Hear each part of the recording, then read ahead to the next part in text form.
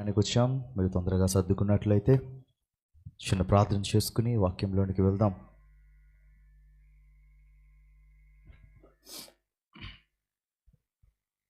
మమ్మల్ని మిక్కిలిగా ప్రేమిస్తున్న మా పరలోకపు తండ్రి, ఘనమైన దేవా, నీ ఘనమైన నామమునకు వేలాది స్తుతులు, స్తోత్రాలు, వందనాలు చెల్లించుకుంటున్నాను నాయన.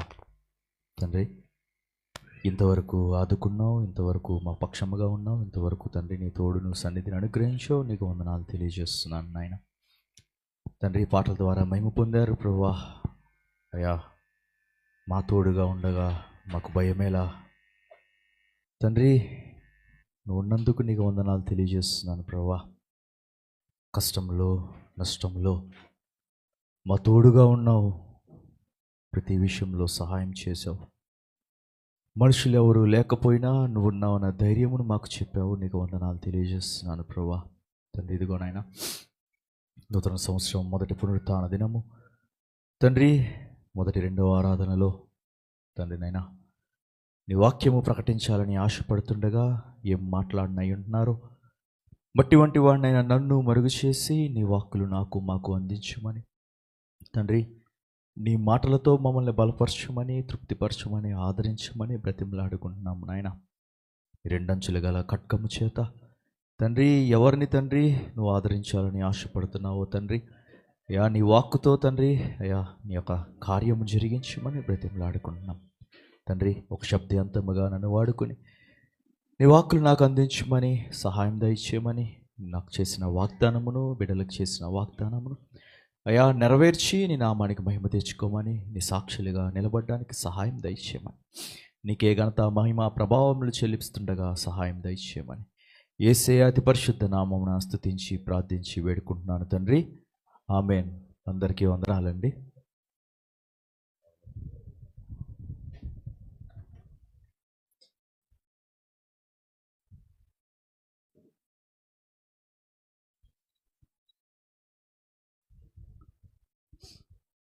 హల్లెలూయా. అందరికీ మరొకసారి నూతన సంవత్సర శుభాకాంక్షలు అండి. ఈ మొదటి 4 రోజుల్లో ఈ సంవత్సరం ఎలా ఉందో ఒక అంచనా వేసుకుని ఉంటారు కదా. న్యూ ఇయర్ స్టార్ట్ అవ్వగానే ఏడ్చిన వాళ్ళు ఉండుంటారు,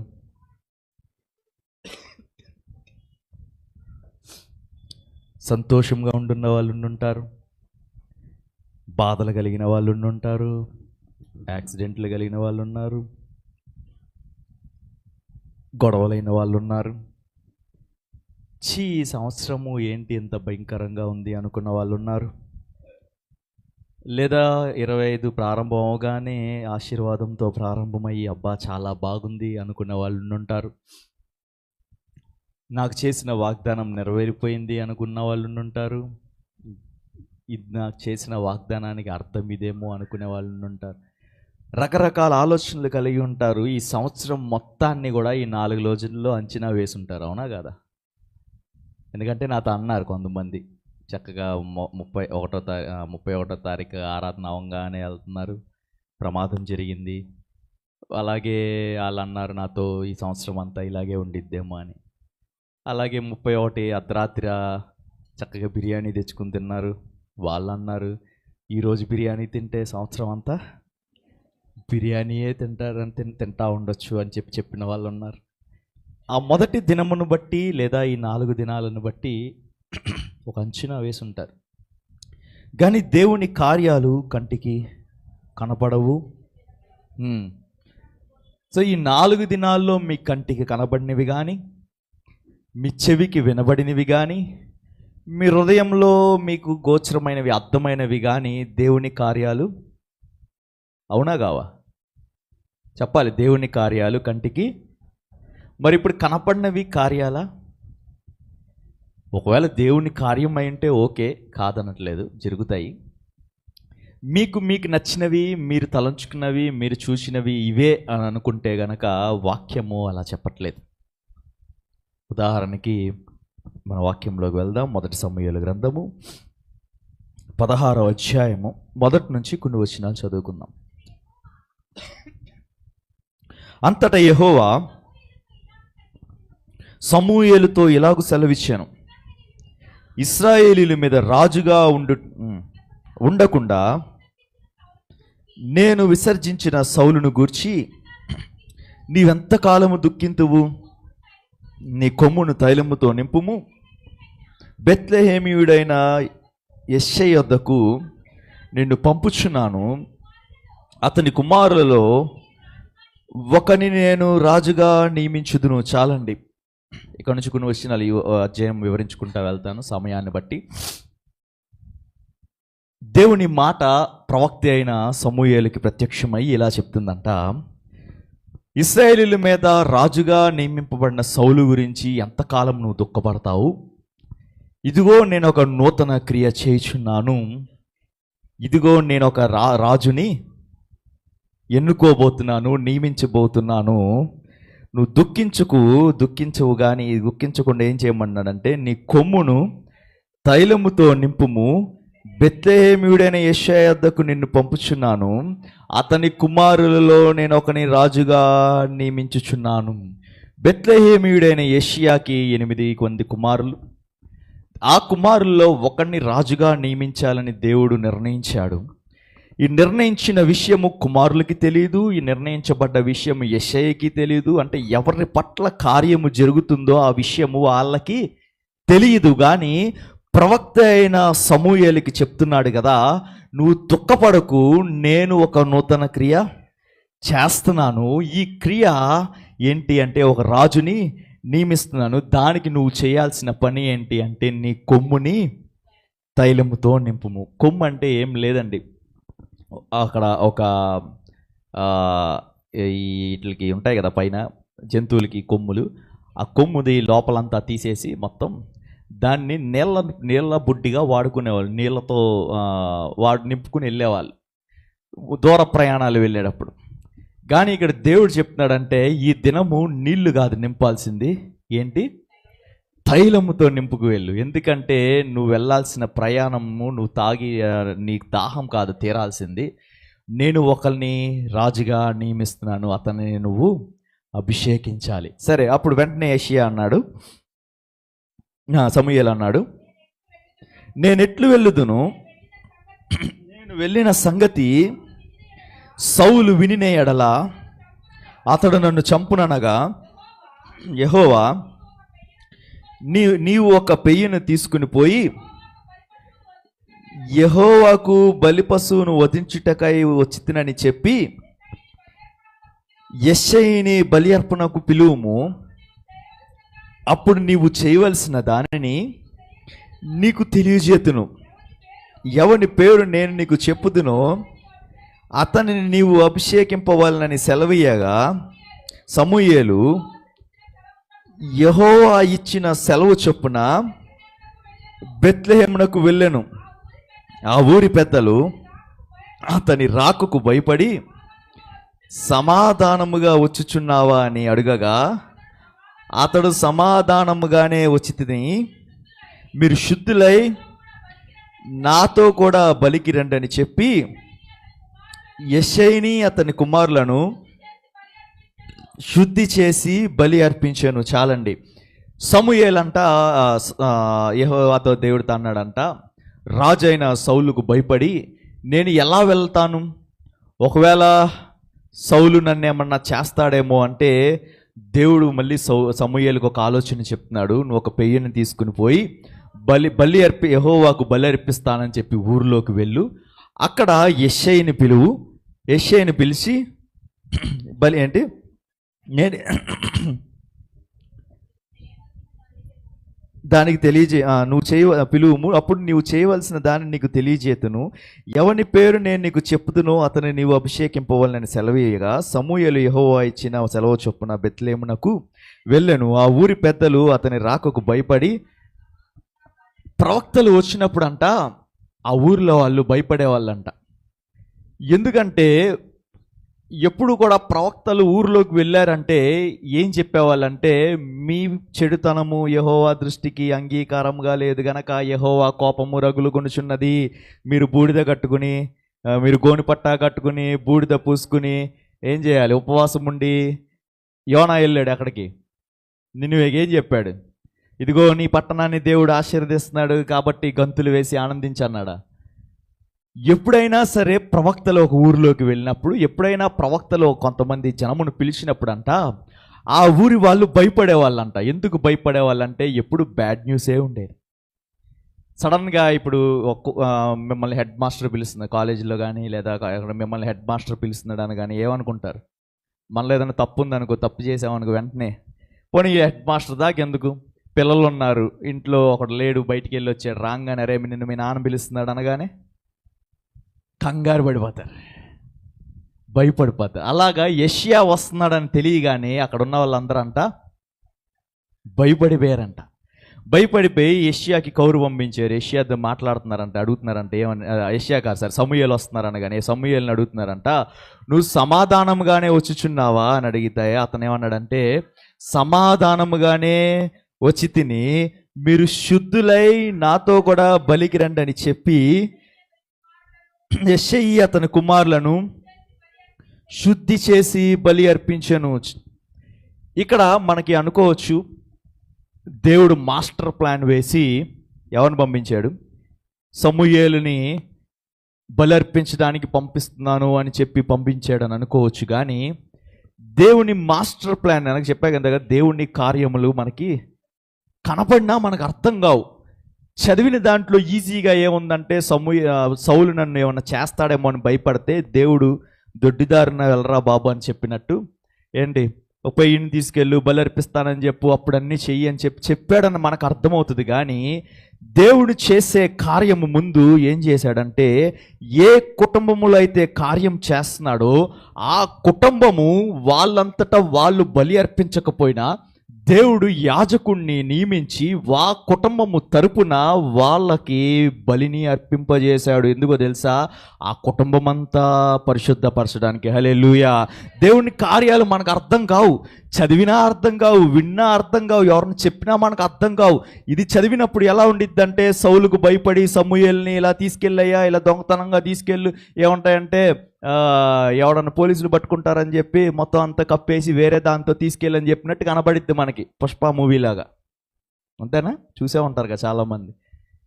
ఇక్కడ నుంచి మాట్లాడకూడదంటే బయటికి వెళ్ళాక అయ్యేగా చేసేది. సో ఇక్కడ ఉన్నప్పుడు యథార్థంగా ఉండాలి. ఏముంటుందంటే కప్పేసి తెలియకుండా తీసుకెళ్ళు అని చెప్పినట్టు ఉంది ఇక్కడ. కానీ దేవుని వెనకాల, ఆ దేవుడు చెప్పిన ప్లాన్ వెనకాల కారణం ఏంటంటే, ఒక రాజుని ఎన్నుకోబోతున్నాడు. ఆ రాజు ఒక కుటుంబం నుంచి రాబోతుంది. ఆ రాజుకి అన్నలు ఉన్నారు, ఆ రాజుకి తండ్రి తల్లి అందరూ బంధువులు ఉన్నారు. ఏ కుటుంబంలో నుంచి రాజుని ఎన్నుకోబోతున్నాడో ఆ కుటుంబము దేవుని సన్నిధికి పరిశుద్ధులుగా ఎంచబడాలి. అది మీ వల్ల నా వల్ల కానప్పుడు దేవుడు ఏం చేస్తాడంటే, ఇందాక కీర్తనలో చదివాం కదా, ఎక్కడ చదివాం? కీర్తనలో ఉత్తర చిత్రాల్లో చదివాం. తీయండి ఒకసారి, 106వ కీర్తన.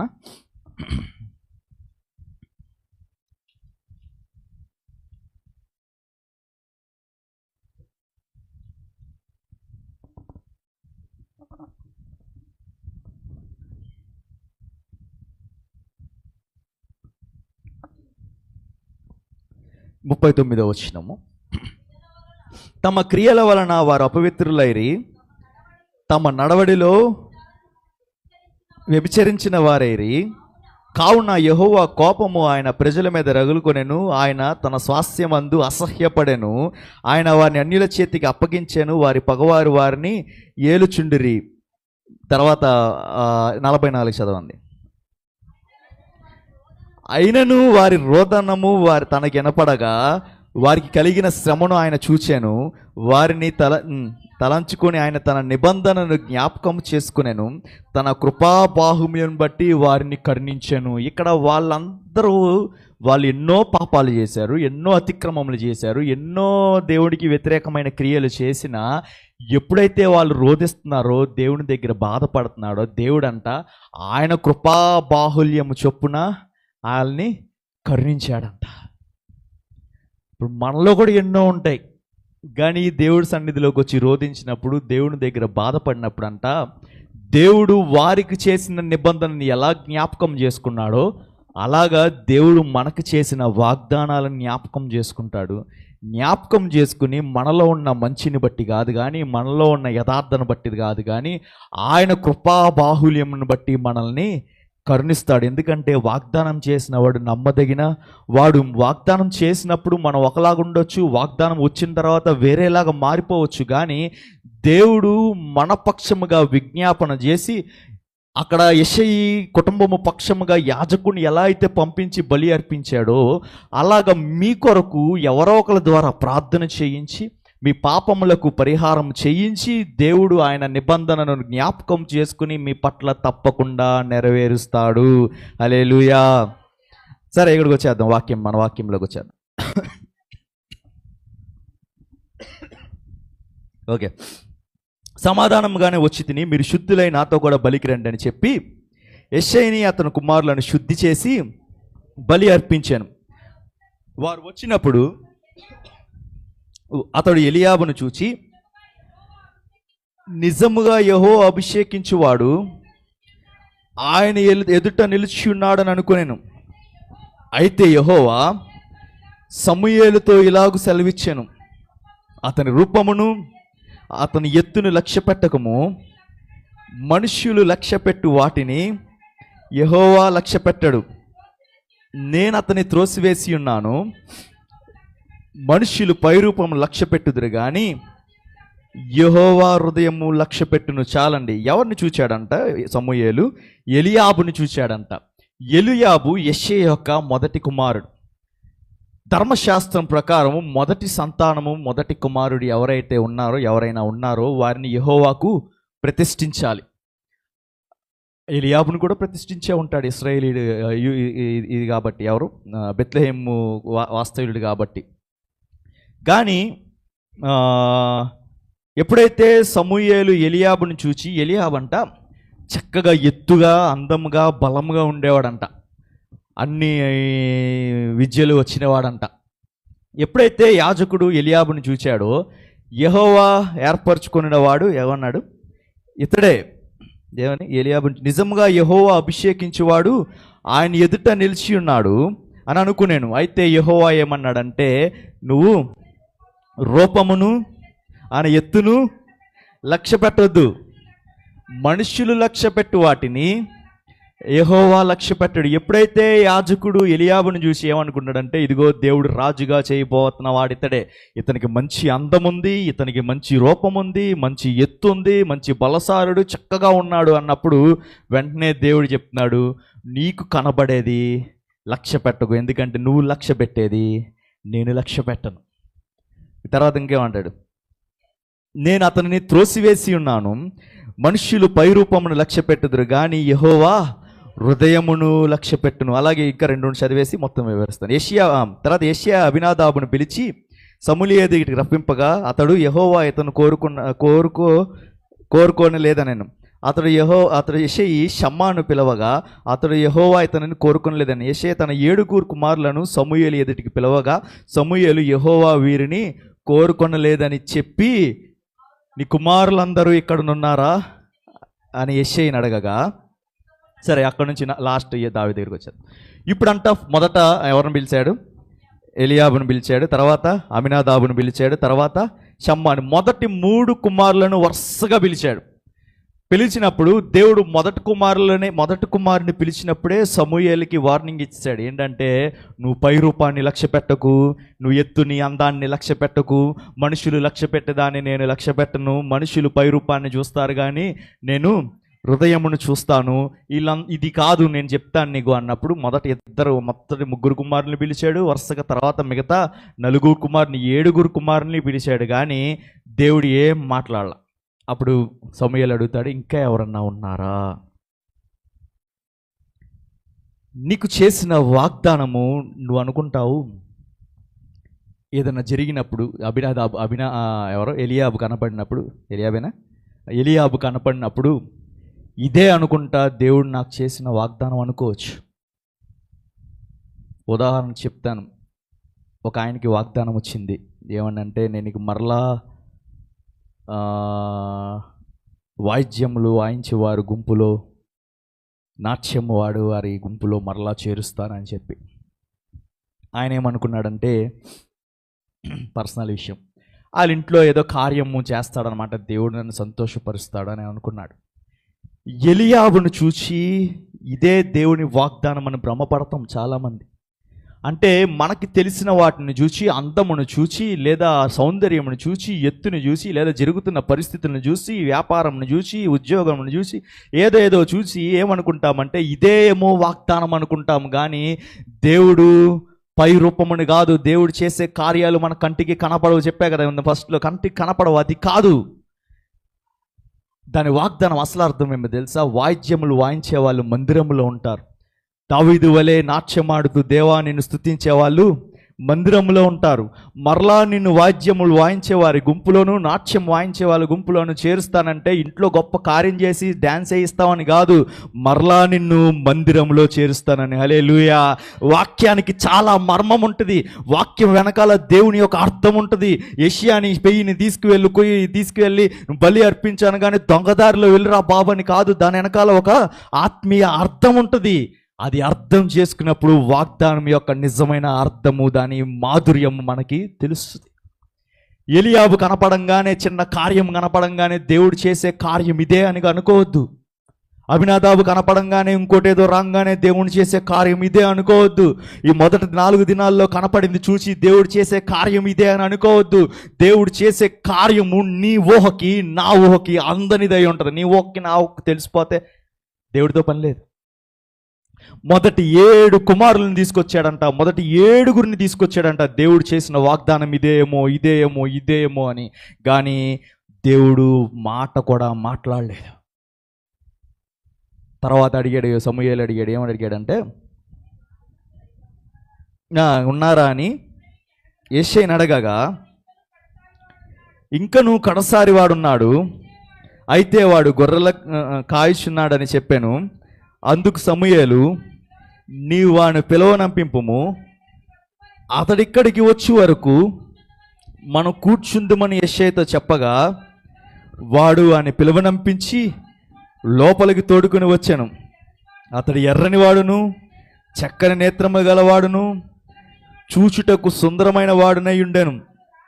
అతడు రాగానే, నేను కోరుకున్నవాడు ఇతడే, నీవు లేచి వాడిని అభిషేకించుమని యెహోవా సెలవీయగా, సమూయేలు తైలపు కొమ్మును తీసి వాని సహోదరులు ఎదుట వానికి అభిషేకము చేశాను. నాటి నుండి దావీదు మీదకు బలముగా వచ్చాను. తర్వాత సమూయేలు లేచి రామాకు వెళ్ళిపోయాను. చాలండి. ఇంకెవరైనా ఉన్నారా అనగానే దావీదు ఉన్నాడు, అతడు గొర్రెలు కాచుకుంటాడు, ఎక్కడో ఉన్నాడు అతను అనగానే అతన్ని పిలిపించని చెప్పాడంట సమూయేలు. పిలిపించమనగానే యెషయా ఏం చేశాడంటే దావీదుని పిలిపించాడు. పిలిపియంగానే ఏం చెప్పాడు? అతను చూడడానికి చక్కని నేత్రములు గలవాడును, ఎర్రని వాడును, చూచుటకై సుందరమైన వాడైండును. అతడు రాగానే, నేరు కోరుకున్న వాడు ఇతడే, నీవు లేచి వాడిని అభిషేకించుమని యెహోవా సెలవీయగా.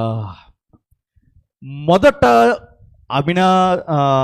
ఎలియాబు దగ్గర మాట్లాడిన దేవుడు మిగతా 6 దగ్గర ఏమీ మాట్లాడలేదు.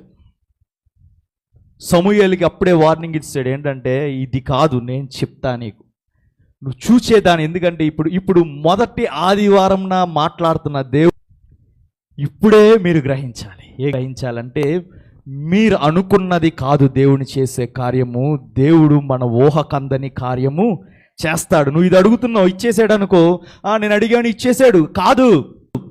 నువ్వు అనుకున్నది, నువ్వు అడిగింది, నువ్వు చేస్తున్నది జరిగిపోయింది అనుకో, దేవునితో పని లేదు. మనకు తెలిసిలే దేవుడు చేసేస్తాడులే అన్న. దేవుడికి వాల్యూ రాదు, దేవునికి ఘనత రాదు. దేవుడు ఎలాంటి కార్యాలు చేస్తాడంటే, సమూయేలుకు కూడా అర్థం కాల, యాజకుడికి కూడా అర్థం కాల, ఒక ప్రవక్తకి అర్థం కాల, బలిలో దేవునితో మాట్లాడే శక్తిగా ఉన్న ప్రవక్తకే అర్థం కాలేదంటే, ఆఫ్టర్ ఆల్ మీరు నేనెంత? నేను ఒక రాజును నియమిస్తాను, నువ్వు కొమ్ముని తీసుకెళ్ళు, తైలంతో నింపుకుని తీసుకెళ్ళంటే దేవుడు చెప్పాడు. ఏం చేస్తాడు? ఎలియాబుని చూడగానే అబ్బా బాగున్నాడు, ఇతరే దేవుడు అని అనుకున్నాడేమో మీ పాస్టర్ గారు, నేను లేకపోతే అయ్యగారు అనుకోవచ్చు. అయ్యా దేవుడు చేస్తాడు నీ వాగ్దానం అనుకోవచ్చేమో. కానీ దేవుడు ఏం చెప్తున్నాడో తెలుసా? నేను చేసే అంతవరకు నువ్వు వేచి చూడు. ఏం చేశాడు అక్కడ? సమూయేలు ఏం చేశాడంట? దావీదు వచ్చే అంతవరకు దావీదు వచ్చేంత వరకు మనము కూర్చుందుమని యెషయాతో చెప్పగా, నీకు చేసిన వాగ్దానము నెరవేరేంత వరకు ఆ వాగ్దానము యొక్క అది వెయిట్ చేస్తూ ఉంటుంది, ఎదురు చూస్తూ ఉంటుంది, సమయము కొరకు ఎదురు చూస్తుంది. నువ్వు మర్చిపోవచ్చు, నేను మర్చిపోవచ్చు, నీకు వాగ్దానం ఇచ్చిన అయ్యగారు మర్చిపోవచ్చు, ఎవరైనా మర్చిపోవచ్చు, కానీ దేవుడు చేసిన మాట దేవుడు మర్చిపోడు. ఒకరికి వాగ్దానం వచ్చింది, మన ఏమొచ్చింది తెలుసా? నువ్వు నాకు చేసిన మనవిలు నేను జ్ఞాపకము ఉంచుకొనుచున్నాను. ఏంటో తెలుసా? మీరు మర్చిపోయినా అంట, మనము మర్చిపోయినా అంట, మనము చేసిన మనవి అంట ఆయన జ్ఞాపకం ఉంచుకుంటాడంట. హల్లెలూయా. వాగ్దానం చాలా తేలిగ్గా తీసిపడేస్తాం, చాలా తేలిగి ఎక్కడుంటాయో కూడా తెలియదు. కొంతమంది 2 వాగ్దానాలు 3 వాగ్దానాలు తీసుకుంటారు. ఎవరన్నా 2 3 తీసుకున్నారేమో, తీసుకోండి, తప్పులేదు. కానీ మీ మొదటి వాగ్దానం ఏమొచ్చిందో మిగతా 2 కూడా దానికి రిలేటెడ్గానే వస్తాయి. ఉదాహరణ చెప్తా, ఒక కుర్రాడు ఒక వాగ్దానం తీసుకున్నాడు 31వ రాత్రి. ఏంటంటే, నీకు నూతన హృదయమును నూతన స్వభావమున నూతన హృదయమును నూతన స్వభావమును మీకు ఇత్తును. ఆ వాగ్దానం వచ్చాడు. పిల్లోడాడు, స్కూల్ చదువుకుంటున్నాడు, 10th క్లాస్ చదువుతున్నాడు. వాడేం చేశాడంటే సరదాగా 2వ రోజు ఆదివారం కూడా అదేంటి 1వ తారీఖు కూడా ఇంకో వాగ్దానం తీసుకున్నాడు. ఆ వాగ్దానం ఏమొచ్చిందంటే, నీకు ఆలోచన చెప్పువాడని నేనే, సంథింగ్ ఏదో వచ్చింది. ఆడ మళ్ళీ నేను చూపించారు, రాత్రే కదరా వాడు తీసుకున్నావు, మళ్ళీ తీసుకున్నా అంటే ఊరినే తీసుకున్నాను అన్న. అరే, నీకు నూతన స్వభావము నూతన హృదయం ఇస్తానన్న దేవుడు ఆ నూతన స్వభావంతో ఏమి చేయాలో ఆలోచన కూడా ఆయనే చెప్తాడంట. హల్లెలూయా. ఇంకోటి తీసుకో కావాలంటే, ఈ రెండిట్లకి రిలేటెడ్గా అయిన వాగ్దానమే వస్తుంది. ఎందుకంటే దేవుడు ఒక మాట పలికినప్పుడు ఇదొక మాట అదొక మాట ఉండదు, ఒక మాటకి రిలేటెడ్ అయిన మాటలు వస్తాయి. సరదాగా తీసుకోండి, వద్దు. మీరు అందరు తీసుకుంటే వాగ్దానాలు అయిపోతాయి, వద్దు. కావాలంటే ఎవరో ఒకరు తీసుకోండి, చూసుకోండి మీకు ఏ వాగ్దానం. కొంతమందికి కుటుంబంలో భార్యాభర్తలకు ఒకే వాగ్దానం వచ్చింది, కొంతమందికి 2-3 సంవత్సరాల నుంచి ఒకే వాగ్దానం వచ్చింది. మన ఒక ఆంటీ గురించి చెప్పే కదా మొన్న, ఆవిడకి 3 సంవత్సరాల నుంచి ఒకే వాగ్దానం వచ్చిందంట. దేవుని మాట శక్తి గల మాట, జీవం గల మాట, దాన్ని తీసి పడేస్తాం, నెరవేరలేదని పక్కన పడేస్తాం, లేదా గుర్తుండదని పక్కన పడేస్తాం. దేవుడు గుర్తు పెట్టుకుంటున్నాడు, మనకి గుర్తు పెట్టుకోవడానికి ఏంటో నొప్పి మనకు అర్థం కాదు, మర్చిపోతాం. ఎక్కడున్నాడు? ఎక్కడో అరణ్యంలో ఉన్నాడు, ఎక్కడో గొర్రెలు కాచుకుంటున్నాడు. యెషయా పట్టించుకోలేదు, వాళ్ళ అన్నలు పట్టించుకోలేదు, సమూయేలు పట్టించుకోలేదు. ఎవ్వరు పట్టించుకోకపోయినా దేవుడు పట్టించుకున్నాడు. హల్లెలూయా.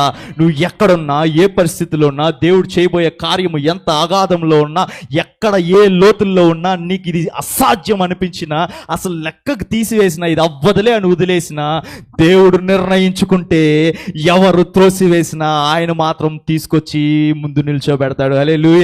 దేని గురించి ప్రార్థన చేస్తున్నావో, దేని గురించి బాధపడుతున్నావో, దేని గురించి దుఃఖపడుతున్నావో, నువ్వు నా వల్ల ప్రార్థన చేసి చేసి చేసి ఇది జరగదులే అని వదిలేసావేమో, నువ్వు వదిలేసిన వాగ్దానం చేసిన నమ్మదగిన దేవుడు దాన్ని విడిచిపెట్టలేదు. నమ్మిన వాళ్ళు గట్టిగా చెప్దామా?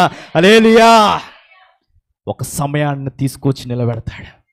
అప్పుడు దాకా నువ్వు వెయిట్ చేయాలి. యెషయా ఏం చేశాడు? వెయిట్ చేశాడు. సమూయేలు ఏం చేశాడు? వెయిట్ చేశాడు. దావీదుకు తెలియదు రాజు అవబోతుంది నేనే అని, నీకు తెలియదు నా దేవుడు నా పట్ల చేసే కార్యం అదే అని. కానీ దేవుడు అన్నల ఎదుట, తండ్రి ఎదుట, అందరి ఎదుట దావీదుని రాజుగా చేశాడు. హల్లెలూయా. ఏదైతే నువ్వు అవ్వదనుకుంటున్నావో, ఏదైతే జరగదనుకుంటున్నావో, ఏదైతే ఇంపాసిబుల్ అనుకుంటున్నావో, ఏదైతే నీ మైండ్లో నుంచి తీసివేసావో, ఏదైతే ఇంకా జరగదు అని వదిలేసావో, దేవుని వాగ్దానం పక్కన పడేసావో, చెప్పా కదా, ప్రవక్తలకి తెలియలేదు, యాజకుడికి తెలియలేదు, దైవజనులకి తెలియకపోయినా, మాకు తెలియకపోయినా, నీ తోటి వారికి తెలియకపోయినా, సొంత తండ్రికి తెలియకపోయినా, సొంత అన్నలకు తెలియకపోయినా, నీ బంధువులకు తెలియకపోయినా, ఎవరికి తెలియకపోయినా దేవుడు చూస్తున్న దేవుడు. హల్లెలూయా. ఆయనకి తెలుసు, ఆయనకి తెలుసు. ఈ 2025వ సంవత్సరం మొదటి పునరుత్థాన దినమున నా మొదటి ప్రసంగంలో దేవుడు మీకు నచ్చు, కానీ మీకు నాకు తెలియకపోయినా దేవుడికి మనకు ప్లాన్స్ ఉంటాయంటే ఇర్మియాతో చెప్తాడు. నేను నీకు మొన్న చెప్పాను కదా, యోసేపు ఎలా అయితే, యోసేపుకి కొన్ని ప్లాన్స్ ఉన్నాయి. దేవుడికి ఒక ప్లాన్ ఉంది. ఏంటంటే రాజు తర్వాత రాజు అంతటి వాడిని చేయాలన్న ప్లాన్. ఎవరికి? యాకోబు కుమారుడైన యోసేపుకి. కానీ అది జరగడం కోసం ఎన్ని కష్టాల గుండా ప్రయాణం చేశాడో చెప్పాను కదా. ఎన్ని కష్టాలు గుండా. ఫస్ట్ ఏం చేశారు? అన్నలు అసహ్యించుకున్నారు. అన్నలు త్రోసివేశాడు. అంటే కుటుంబం నుంచి వెలివేయబడ్డాడు. వెలివేయబడిన వాడు గుంటలో పడివేయబడ్డాడు. గుంటలో పడివేయబడ్డవాడు అది వస్త్రము తీసివేయబడింది. తీసివేయబడిన వస్త్రహీనుడు ఎక్కడ పడ్డాడు? గుంటలో పడివేయబడ్డాడు. గుంటలో పడవేసిన వాడు మళ్ళీ ఏం చేశారు? తీసుకెళ్ళి అమ్మేశారు. అమ్మేసిన వాడు తీసుకెళ్ళి ఎక్కడ ఇచ్చాడు? బానిసగా ఇచ్చాడు. బానిసగా ఉన్న చోట ప్రతి చోట ఏమని రాసి ఉంటుంది అంటే యెహోవా అతనికి తోడై ఉండెను గనక అని ఉంటుంది. హల్లెలూయా. దేవుడు వాగ్దానం చేసినప్పుడు ఏముంటుంది తెలుసా? వాగ్దానం నెరవేరేదాకా యెహోవా నీకు నాకు తోడై ఉండెను. ఆమేన్. దేవుడు తోడై ఉండెను. ప్రతి చోట మీరు తర్వాత చదువుకోండి. ఏ కష్టం కలిగినాను వెనకాల ఏమని రాసి ఉంటుందంటే యెహోవా అతనికి తోడై ఉండెను. బానిసగా అమ్మివేయబడినప్పుడు ఆ గృహం అంతటిలో అధికారిగా దేవుడు నియమించినప్పుడు దాని ఏమంటుంది? యెహోవా అతనికి తోడై ఉండెను. చెరసాల్లో వేయబడినప్పుడు ఎప్పుడైతే బానిసగా వెళ్ళాడో అక్కడ ఒక అధికారింటికి వెళ్తాడు. అధికారింటి భార్య చేత కొంచెం శోధింపబడి తన నిందలు వేయబడి నిందల పాలయ్యి చెరసాల్లో వేయబడతాడు. చెరసాల్లో వేసినప్పుడు నమ్ముతాడు. నమ్మి మోసపోతాడు. అప్పుడు కూడా యెహోవా అతనికి ఇల్లంతటి మీద అధికారి అవుతాడు. తర్వాత చెరసాలంతటి మీదకి అధికారి అవుతాడు. తర్వాత దేవుడు అక్కడి నుంచి తీసుకెళ్ళి రాజు దగ్గర పడేస్తాడు. దేశమంతటికి దేవుడి ప్లాన్ అలా ఉంటుంది. ఏదో చిన్న ఇంటికి అధికారి కాదు, చిన్న చెరసాలకు అధికారి కాదు, ఏదో ఒక కుటుంబంలో ఉన్నత స్థాయి కాదు.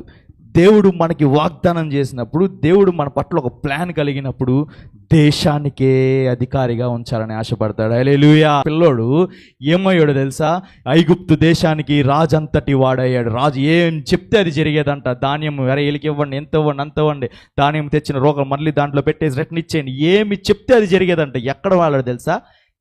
చిన్న విచిత్రపు అంగి తగిలించుకుని ఆ అన్నల గురించి, నానా అన్నలు అలా చేశారు, ఇలా అలా ఆకతాయిగా తిరిగే యోసేపు ఎలా అయిపోయాడు తెలుసా? రాజు తర్వాత ఈ ఆకతాయితనం నుంచి రాజంతటి వాడిని చేయాలంటే ఒక ప్రాసెస్ గుండా ప్రయాణం అవ్వాలి.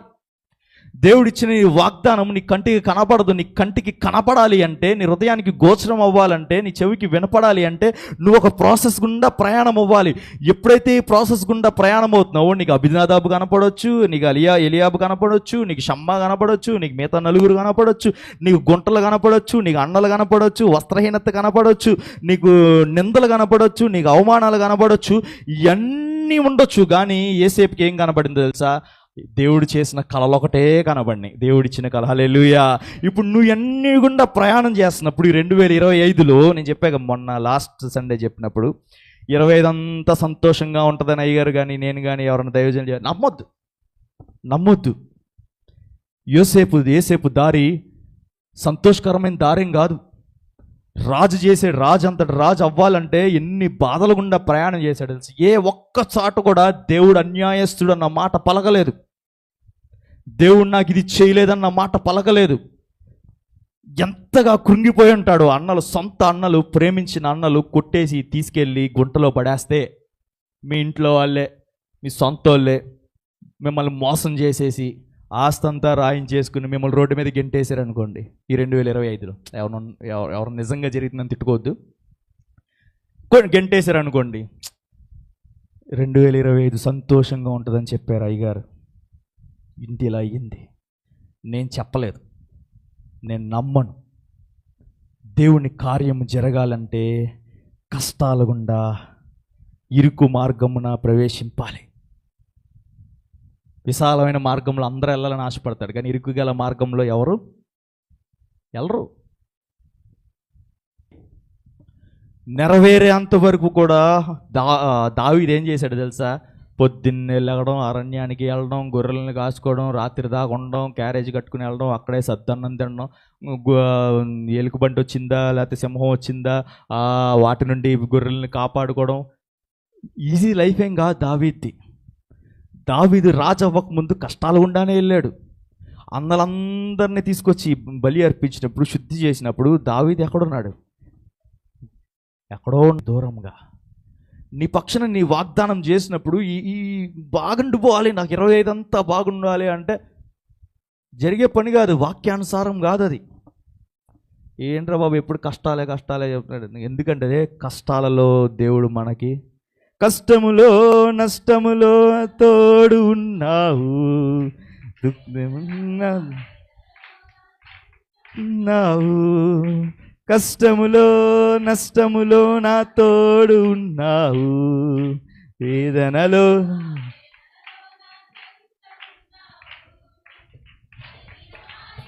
చేవాడవు, వెదకిన వారికి దొరికేవాడవు, అడిగిన వారికి ఇచ్చేవాడవు, దొరికేవాడవు, తట్టిన వారికి దేవుడవు, తట్టిన వారికి తలుపులు తెరిచే దేవుడవు. దేవా దేవా నీకే స్తోత్రం, దేవా దేవా నీకే స్తోత్రం, దేవా దేవా నీకే స్తోత్రం, దేవా దేవా నీకే స్తోత్రం. నీవు నా తోడు ఉన్నావయ్యా, నాకు భయమేలా నా యేసయ్యా, నీవు నాతోనే ఉన్నావయ్యా, నాకు దిగులేలా నా యేసయ్యా, నీవేలా నాకు దిగులేలా, నాకు బంతేలా, నాకు భీతియేలా, నీవు నా తోడు ఉన్నావయ్యా, నాకు భయమేలా నా యేసయ్యా. కష్టములు గుండా వెళ్ళినా, నష్టాలు గుండా వెళ్ళినా, సౌండ్ బెటరా, అవమానాల గుండా వెళ్ళినా, బాధల గుండా వెళ్ళినా, హేళనల గుండా ప్రయాణం చేసినా, మోసముల గుండా వెళ్ళినా, యోసేపుకి యెహోవా అతనికి తోడై ఉన్నాడు ఎలా అయితే మెయిన్ అండర్లైన్ చేయబడిందో, అలాగా మీకు నాకు ఈ 2025వ సంవత్సరంలో ఎవరు తోడై ఉన్నాడు?